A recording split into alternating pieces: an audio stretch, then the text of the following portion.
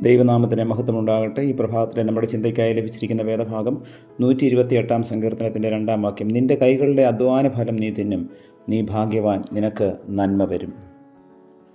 മല്ലിക ഒരു വിധവയായിരുന്നു. വിശേഷിച്ച് ജോലിയില്ലാതിരുന്ന അവൾ തൻ്റെ മകനെ വളർത്തുവാൻ വളരെ കഷ്ടപ്പെട്ടു. അവൾ പല വീടുകളിലും അടുക്കള ജോലിയും മറ്റും ചെയ്ത് പ്രയാസങ്ങളൊന്നും അറിയിക്കാതെ മകനെ വളർത്തിക്കൊണ്ടുവന്നു. മല്ലിക മകനെ സ്കൂളിൽ അയച്ച് പഠിപ്പിക്കുന്നതിന് വളരെ ബുദ്ധിമുട്ടി.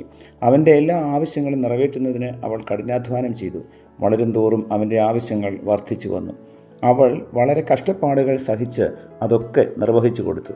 ഒരിക്കൽ അവൻ പറഞ്ഞു അവനൊരു സ്മാർട്ട് ഫോൺ വേണമെന്ന്. അതിനുള്ള പണം അവളുടെ കയ്യിലില്ലായിരുന്നു.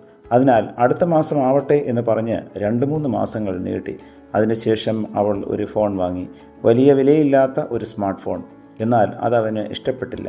അവൻ അത് തറയിൽ എറിഞ്ഞുടച്ചു. കച്ചവടക്കാരൻ അവനോട് പറഞ്ഞു, നിനക്ക് ഇഷ്ടമുള്ള ഫോൺ വേണമെങ്കിൽ നീ അധ്വാനിക്കണം. നിൻ്റെ അമ്മയ്ക്ക് ഇത്രയുമേ കഴിവുള്ളൂ. അയാൾ പറഞ്ഞു, 2-3 മാസം നീ ഇവിടെ ജോലി ചെയ്യൂ. അതനുസരിച്ച് അവൻ ആ കടയിൽ തൂക്കുകയും തുടയ്ക്കുകയും മറ്റു ജോലികളും ചെയ്തു. തുടർന്ന് അയാൾ ചോദിച്ചു, എങ്ങനെയുണ്ട് ജോലി? അവൻ പറഞ്ഞു, ജോലി കഠിനമാണ്, എങ്കിലും ഒരു ഫോൺ വാങ്ങാമല്ലോ. അയാൾ പറഞ്ഞു, നിൻ്റെ അമ്മയും ഇങ്ങനെ കഷ്ടപ്പെട്ട് വാങ്ങിയ ഫോണാണ് നീ എറിഞ്ഞുടച്ചത്. അധ്വാനിക്കുന്നവർക്ക് മാത്രമേ അതിൻ്റെ പ്രയാസം അറിയുകയുള്ളൂ. അധ്വാനത്തിൻ്റെ വിലയെറിഞ്ഞ അവൻ ഫോൺ വാങ്ങുന്നതിന് പകരം തനിക്ക് ലഭിച്ച ശമ്പളം തൻ്റെ അമ്മയെ ഏൽപ്പിക്കുകയും അമ്മയോട് സോറി പറയുകയും ചെയ്തു. മാതാപിതാക്കൾ പലപ്പോഴും തങ്ങളുടെ ബുദ്ധിമുട്ടുകൾ മക്കളെ അറിയിക്കാതെ വളർത്താനാണ് ശ്രമിക്കുന്നത്. ഇത് വളരെ ദോഷകരമായ ഒരു സംഗതിയാണ്. ഏതൊരു വീടിൻ്റെയും പ്രയാസങ്ങൾ നിശ്ചയമായും മക്കൾ അറിയണം. അങ്ങനെ അറിഞ്ഞിരുന്നെങ്കിൽ അവൻ ആ ഫോൺ എറിഞ്ഞുടുക്കിയില്ലായിരുന്നു. അവൻ ആ കടയിൽ ജോലി ചെയ്യുവാൻ തുടങ്ങുന്നതിന് മുമ്പ് ഒരിക്കലും അധ്വാനത്തിൻ്റെ പ്രയാസം അറിഞ്ഞിരുന്നില്ല. അധ്വാനത്തിൻ്റെ പാതയിൽ വളർത്തപ്പെടാത്ത ഏതൊരു പൈതലും തെറ്റായ പാതയിലൂടെ മുൻപോട്ട് പോകുവാനാണ് സാധ്യത. അത് അവരുടെ കുറ്റമല്ല, കാര്യത്തിൻ്റെ ഗൗരവം മനസ്സിലാക്കാത്തതിനാലാണ്.